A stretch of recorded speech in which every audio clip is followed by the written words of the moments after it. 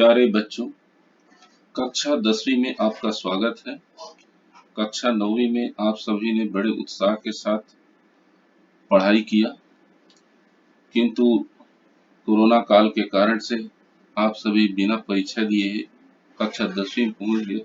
फिर भी आप सभी का स्वागत है। आशा करता हूं कि कक्षा 10वीं में आप सभी बड़ी जी तोड़ मेहनत करेंगे और अच्छे नंबरों से आप कक्षा 10वीं को पार करेंगे और अपना विद्यालय का नाम और अपने माता पिता का नाम भी रोशन करेंगे। कक्षा 10वीं में सामाजिक विज्ञान एक विषय है। सामाजिक विज्ञान विषय के अंतर्गत मैं सीताराम सांडी आप सबको सामाजिक विज्ञान पढ़ाऊंगा।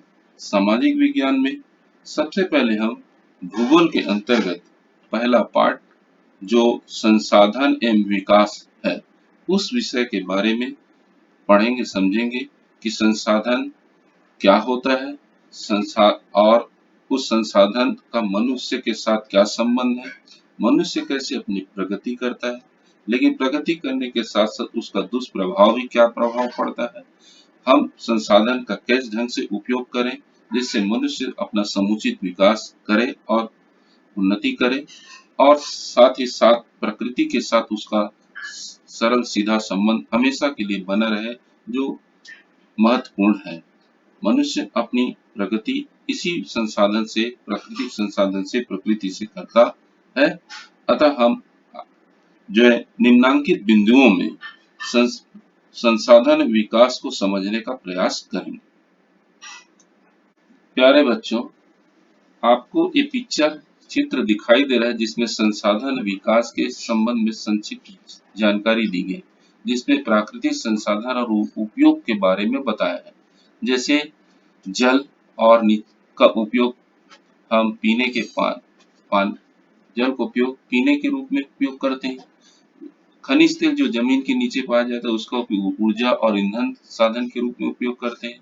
वन जंगल आदि है उसका उपयोग हम लकड़ी, भोजन, दवा, लुगदी, अन्य चीजों के रूप में प्रयोग करते हैं। इसी प्रकार चट्टान आदि जो पाए जाते हैं उसका उपयोग आवास निर्माण में तथा खनिज विभिन्न प्रकार के पाए जाते हैं जिसका उपयोग आभूषण, कांच के डिब्बे, मिट्टी के बर्तन आदि बनाने में उपयोग करते हैं तथा मिट्टी जो पाई जाती है उसका उपयोग कृषि के लिए करते हैं और जो पशु पाए जाते हैं उनका उपयोग हम भोजन और उसके साथ साथ उनसे प्राप्त होने वाले जो अन्य पदार्थ हैं उनका अपने कई रूपों में जैसे ऊन है उसका उपयोग करते हैं।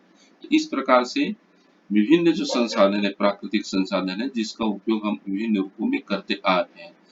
तो अगले बिंदु में हम संसाधन विकास के प्रमुख बिंदुओं को निम्नांकित बिंदुओं के आधार पर समझने का प्रयास करते हैं। संसाधन विकास को इन बिंदुओं में समझने की कोशिश करते हैं जिसमें सबसे पहला है प्राकृतिक संपदा के साथ रिश्ता।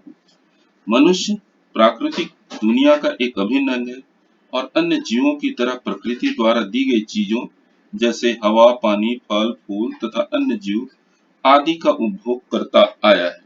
लेकिन मनुष्य अन्य जीवों से इस मायने में अलग है क्योंकि वह प्रकृति को सोच समझकर अपनी जरूरत के अनुरूप बदलता भी रहा है। वह प्रकृति से प्राप्त चीजों का उपयोग करके अपने लिए औजार बनाता है और औजारों को अन्य प्राकृतिक चीजों पर प्रयोग करके अपनी पसंद की चीजों का निर्माण या उत्पादन करता है। इस उत्पादन कार्य में प्रकृति के जिन चीजों को उपयोग करता है उन्हें हम संसाधन कहते हैं।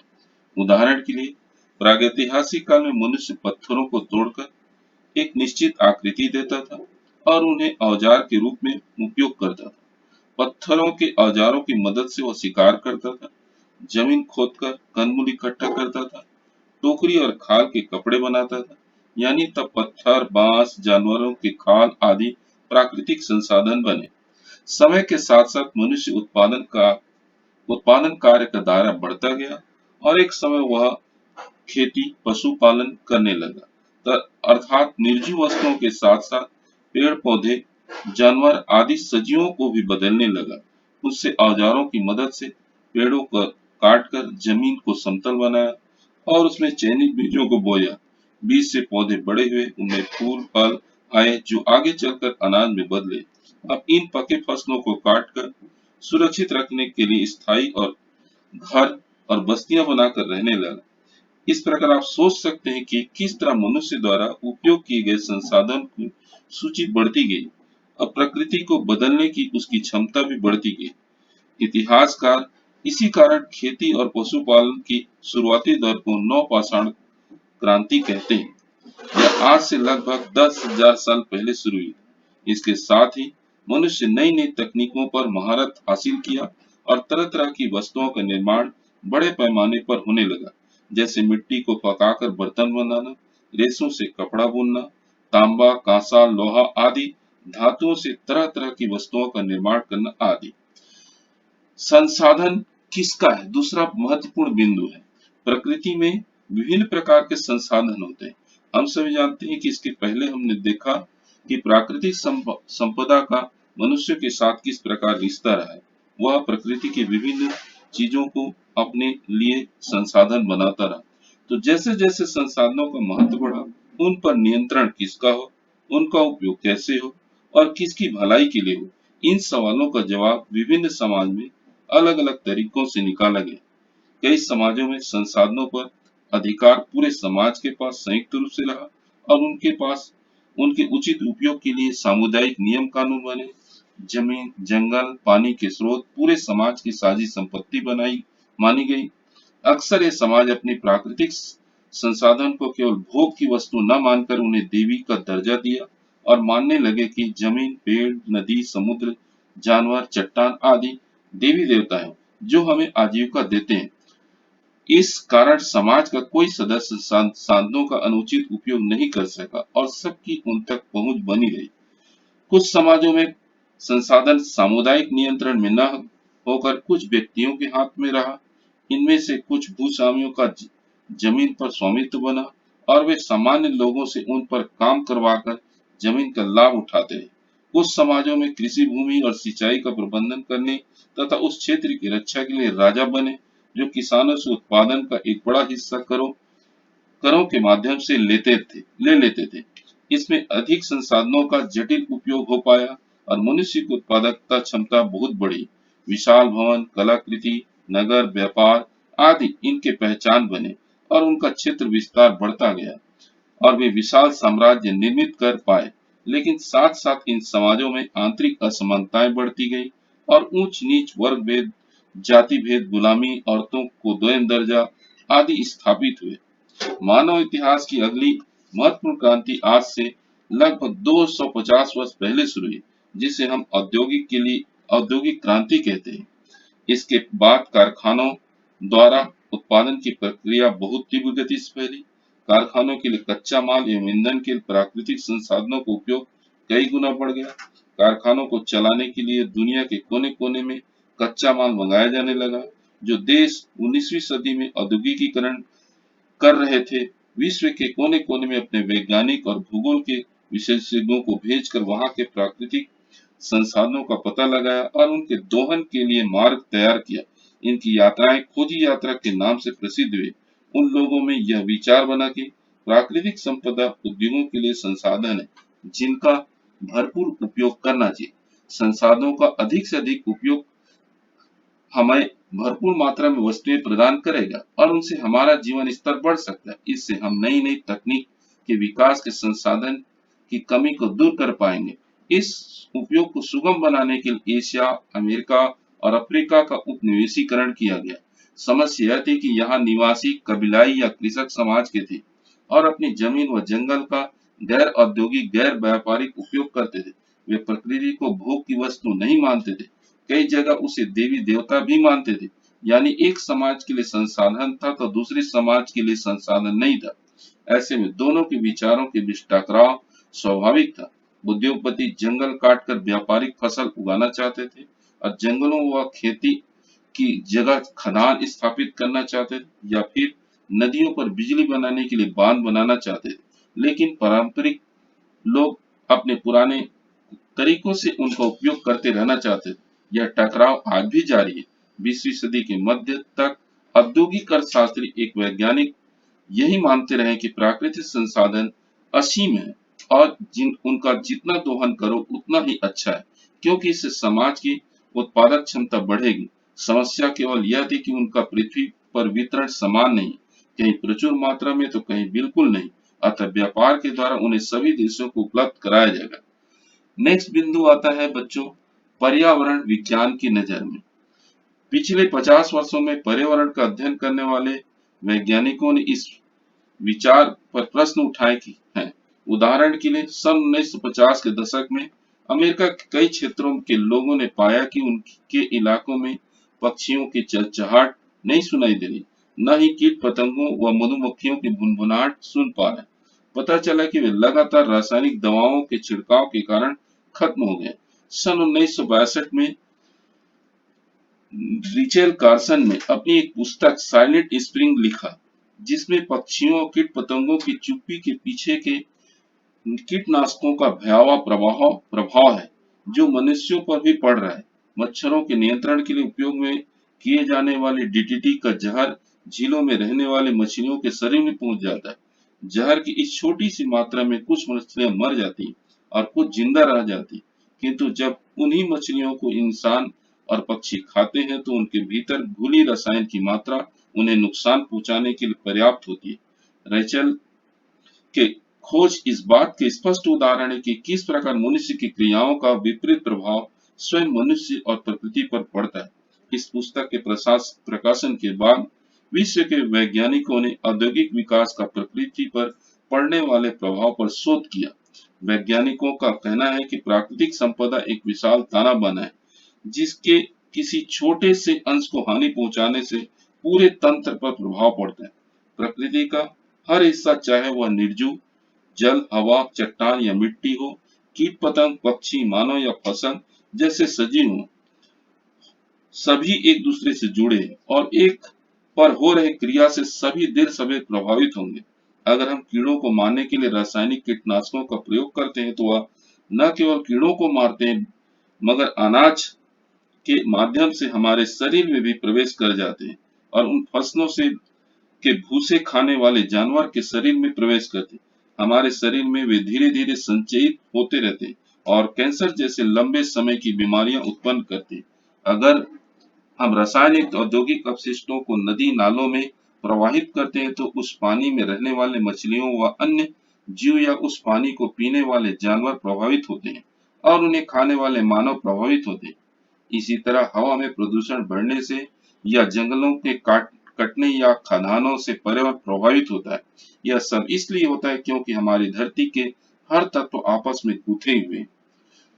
उत्पादन या उपभोग के समय जिन तत्वों को अनुपयोगी मानकर हम फेंक देते हैं, उदाहरण के गन्ने का रस निकलने के बाद गन्ने की खोई को फेंक देते हैं, या फिर जब हम बिस्कुट खरीद कर खाते हैं और प्लास्टिक पेपर को बेकार मानकर फेंक देते हैं। कारखानों में कच्चे माल का अनुपयोगी हिस्सा या उत्पादन में उपयोग के लिए रासायनिक पानी या धुआं जिसे बाहर निकाला जाता है। बहुत से अपशिष्टों का अन्य उपयोग किया जाता है, जैसे गन्ने की खोई से कागज बनाना, उसे ईंधन के रूप में उपयोग करना। इसी प्रकार विशेष संयंत्रों से गंदे पानी या धुएं से हानिकारक रसायनों को अलग किया जाना।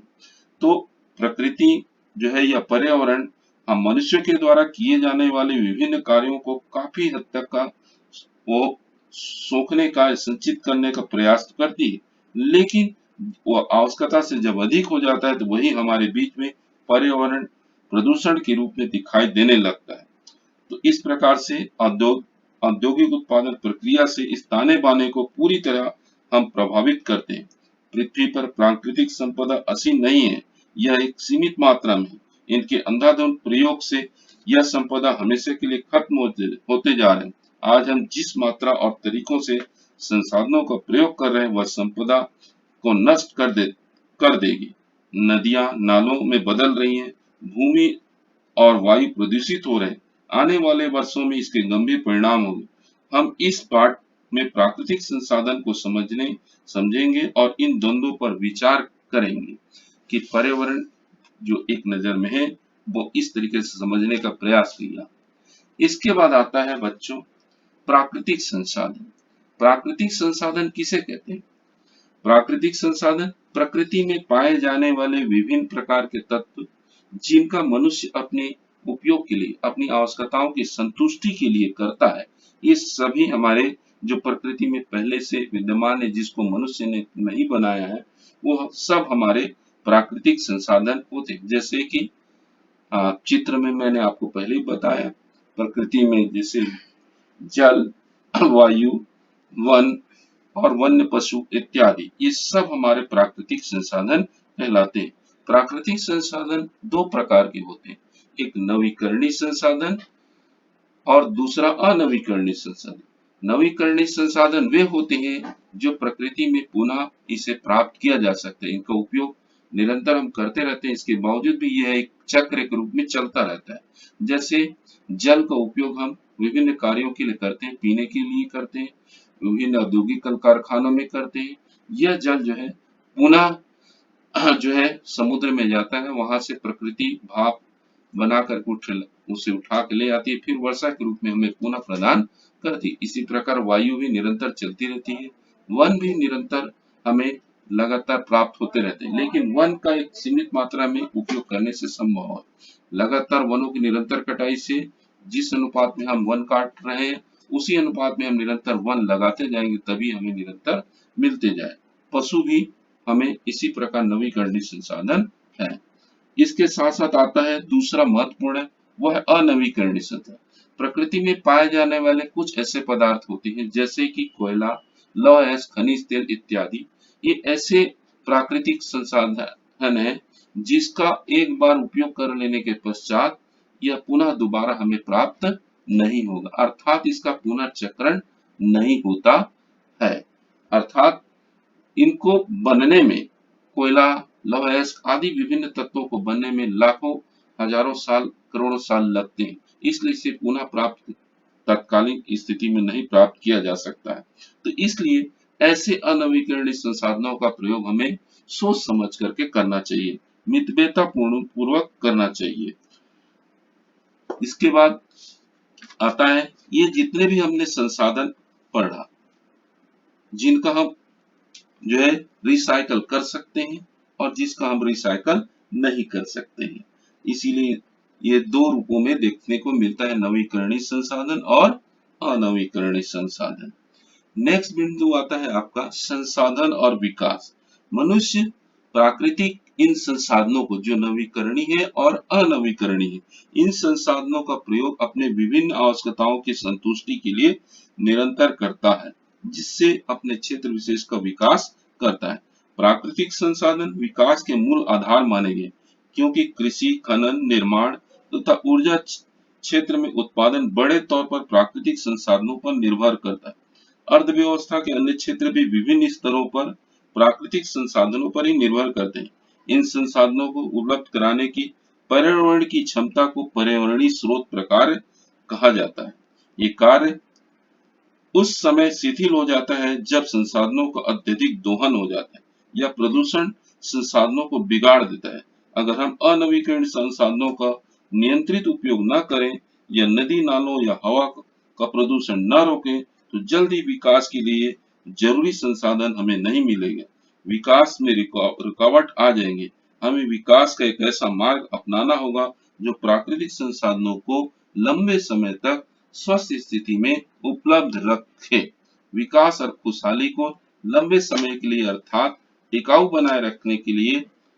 बनाए रख पाए, इसी को टिकाऊ विकास या टिकाऊ खुशहाली कहते हैं। इसका मतलब यह है कि विकास और प्राकृतिक पर्यावरण के बीच में विरोधाभास हो या जरूरी नहीं, न ही विकास के कारण संसाधन हमेशा के लिए नष्ट किए जाए। अगर हम अपने पर्यावरण को बेहतर समझें तो हम विकास के लिए टिकाऊ प्रबंधन भी कर सकते हैं। पर्यावरण वैज्ञानिकों ने इसके लिए पर्यावरण की शुद्धिकरण क्षमता या सिंक कैपेसिटी की अवधारणा विकसित की है। पर्यावरण के द्वारा अपशिष्ट पदार्थ को अवशोषित करने की इस क्षमता को सिंक क्षमता कहते हैं। जब अपशिष्ट निर्धारित सिंक कार्यों की सीमा से अधिक हो जाता है तो पर्यावरण को दीर्घकालीन हानि पहुंचती है। उदाहरण के लिए हम देखें जाने कि भारत में भूजल की स्थिति वर्तमान आंकड़े में हमें यह सुझाते हैं कि देश में अनेक भागों में इसके उपयोग की अधिकता से इसके लिए गंभीर खतरा उत्पन्न हो गया। पुनर्भरण में जितना जल वापस भूमि में जाता है उससे कहीं अधिक भूजल का उपयोग किया जा रहा है, जिसके कारण लगभग 300 जिलों में पिछले 20 वर्षों में जल स्तर में 4 मीटर तक की कमी आई है। इसी प्रकार से दूसरा प्रमुख उदाहरण जाने, भारत में कीटनाशकों का कुप्रभाव जैसे इंडोसल्फान कीटनाशक में देखा गया। 1976 में काजू की फसलों को कीड़ों से बचाने के लिए सरकार ने 15,000 एकड़ भूमि पर हेलीकॉप्टर द्वारा इंडोसल्फान कीटनाशक का छिड़काव किया। यह कार्य केरल के उत्तरी भाग के कासरगोड में किया गया। इस उपचार कार्य के 25 वर्षों तक जारी रहने के कारण वायु, जल और संपूर्ण पर्यावरण इस कीटनाशक से पूरी तरह प्रभावित हुए। इसके परिणाम स्वरूप 11 पंचायतों के लोगों में, मुख्य रूप से कृषि श्रमिकों में गंभीर स्वास्थ्य समस्याएं उत्पन्न हुई और विभिन्न तरह की बीमारियां, मानसिक, शारीरिक विकलांगता, दिल और तंत्रिका तंत्र की बीमारियां आदि से लोग ग्रसित हो रहे हैं। इस प्रकार से हमें इन संसाधनों का सही ढंग से उपयोग करने की आवश्यकता है। तो इस संसाधनों का यदि समुचित सही तरीके से उपयोग करेंगे तो उसके लिए तभी जरूरी है तब जब हम उसका सही उपयोग कर सकें। नेक्स्ट बिंदु आता है आपका संसाधन प्रबंधन। संसाधनों को हम कैसे ठीक ढंग से उपयोग कर सकें ताकि वह पारिस्थितिक संतुलन को व्यवस्थित बनाए रखने में सहायक सिद्ध हो सके, जिसमें हम वर्तमान आवश्यकताओं की पूर्ति भी हो सके और भविष्य के लिए इसे संरक्षित भी कर सके। तो इसके लिए हमें निम्नलिखित उपाय करने की आवश्यकता है। इसमें वैकल्पिक संसाधनों, जिन संसाधनों से प्रदूषण अधिक होता है उनके वैकल्पिक संसाधनों पर जोर दिया जाना चाहिए। जैसे जहां जहां संभव हो कोयले का उपयोग न करके प्राकृतिक गैस का उपयोग करना चाहिए। लंबे समय के लिए ऊर्जा के स्रोत हेतु सौर ऊर्जा और पवन शक्ति का अधिक से अधिक उपयोग करना चाहिए। इसके लिए प्रोत्साहन व्यवस्था बनाए रखना चाहिए। संसाधनों का नवीकरण करना दूसरा महत्व है। इसे करने के लिए पर्यावरण संबंधी कई नियम और मापदंड बनाए गए। इन नियमों का पालन करना और करवाना जरूरी है, तभी हम जो है संसाधनों का सही प्रबंधन कर सकते हैं। जैसे कि कचरे को अलग अलग करके पुनर्चक्रण करना, उद्योगों पर अनिवार्य रूप से प्रदूषण नियंत्रण के उपकरण लगाने पर सख्ती, अलग अलग क्षेत्रानुसार सरकार द्वारा सार्वजनिक वेस्ट ट्रीटमेंट संयंत्र लगाना, विशेष प्रदूषक पदार्थों की जांच करना और उन पर कड़ा नियंत्रण रखना, जैसे मरकरी, लेड, सीसा, क्रोमियम आदि का सही ढंग से उपयोग करना। तीसरा है संसाधनों का समुचित उपयोग करना। आज जिस प्रकार भौतिक सुख सुविधाओं को प्राप्त करने की होड़ मची हुई है, इससे संसाधनों का बहुत दुरुपयोग हो रहा है। जिस प्रकार कुछ लोग जरूरत से ज्यादा संसाधनों का उपयोग अपने जीवन यापन के लिए करते हैं, उसी प्रकार सभी मनुष्य करने लगे तो पृथ्वी की इस जनसंख्या की आवश्यकता की पूर्ति के लिए 4 पृथ्वी की जरूरत पड़ेगी। इस विषय पर गांधी जी ने कहा था, हमारे पास हर व्यक्ति की आवश्यकता की पूर्ति के लिए बहुत कुछ है, लेकिन किसी एक के लालच की संतुष्टि के लिए यह अपर्याप्त है। तो जितने भी संसाधन है उसका सही ढंग से हमें प्रबंधन करने की आवश्यकता है। संसाधन के प्रबंधन के लिए एक प्रमुख उदाहरण हम जान सकते हैं। संसाधन प्रबंधन के नए मौके और चुनौतियां। उदाहरण के तौर पर हम देखें तो एक उदाहरण माना जा सकता है, जैसे इंदिरा गांधी नहर कमान क्षेत्र के संबंध में। पंजाब में हरिके बांध से यह नहर निकाली गई है। यह थार मरुस्थल होते हुए पाकिस्तान की सीमा के समानांतर प्रवाहित होती है। इसके लिए मुख्य नहरों की लंबाई 650 किलोमीटर है, जबकि सभी उपनहरों की लंबाई मिलाकर कुल लंबाई 9060 किलोमीटर। इसके द्वारा प्रस्तावित सिंचाई क्षेत्र 20 लाख हेक्टेयर है। इसे इसका कमान क्षेत्र कहा जाता है। अर्थात जल का सही उपयोग, एक बांध, नदी पर बांध बना करके उससे नहर निकाल करके खेतों की सिंचाई की जा सकती है। और उन क्षेत्रों में जिन क्षेत्रों में वर्षा नहीं होती, वहां नहरों के माध्यम से जल को पहुंचा करके उस क्षेत्र को हरा भरा किया जा सकता है। इंदिरा गांधी नहर के द्वारा पंजाब, राजस्थान के विभिन्न क्षेत्रों को भी अत्यधिक हरा भरा किया गया। हमारे इस क्षेत्र में देखा जाए, कोरबा जिला में 2 महत्वपूर्ण बांध का निर्माण किया गया है। एक दर्री डैम और दूसरा जो है बांगो डैम। इसका बहुउद्देशीय उद्देश्य की पूर्ति के लिए इस बांध का निर्माण किया गया। ये जो है हसदो नदी पर बांध बनाया गया। बांगो बांध का निर्माण जो है दो पहाड़ों को जोड़ करके बनाया गया, जिसमें पीछे क्षेत्र में काफी जल एकत्रित होता है। इसके साथ साथ इसका उपयोग जो है विद्युत उत्पादन के लिए, मछली उत्पादन के लिए किया जाता है। वैसे ही दर्रे डैम का भी प्रयोग हसदो नदी पर, दूसरा जो बांध बना है इसका भी प्रयोग जो है मछली उत्पादन और मुख्य तौर पर खेतों की सिंचाई के लिए किया जाता है। प्रमुख तौर पर देखा जाए तो चांपा जांजगीर चांपा जिला के विभिन्न क्षेत्रों पर इसकी सिंचाई की जाती है। इसके साथ साथ बाढ़ पर नियंत्रण भी इससे संभव हुआ है। बच्चों, आज हमने संसाधन और विकास के संबंध में काफी कुछ जानकारी प्राप्त की कि संसाधन का मनुष्य के साथ क्या संबंध है और उस पर किसका अधिकार है।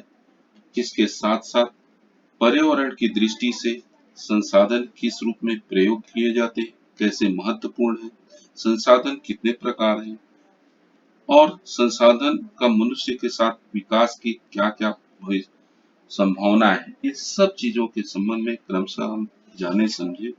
आशा है आप सभी को ये बातें समझ में आ गई होगी। अब समझ में आ गई होगी तो अच्छी बात है, और रिपीट करके इसे और महत्वपूर्ण कार्य को करने का प्रयास है। गृह कार्य के माध्यम से आप निम्नलिखित प्रश्नों को लिखें अपने नोटबुक पर और मुझे सेंड करें अपने व्हाट्सएप पर। संसाधन, पहला प्रश्न पहला है, संसाधन होते नहीं बनाए जाते, इस कथन को समझाइए। प्रश्न दूसरा, नवीकरणीय संसाधन एवं अनवीकरणीय संसाधन में क्या अंतर है। प्रश्न तीसरा, संसाधनों का प्रबंधन क्यों आवश्यक। प्रश्न चौथा, जल संसाधन पर कौन कौन से संसाधन निर्भर है। आशा है इन सभी प्रश्नों के उत्तर आप अपने नोटबुक पर लिखेंगे, जो भविष्य में आपके परीक्षा के लिए यह महत्वपूर्ण उपयोगी है और याद भी रखेंगे। धन्यवाद।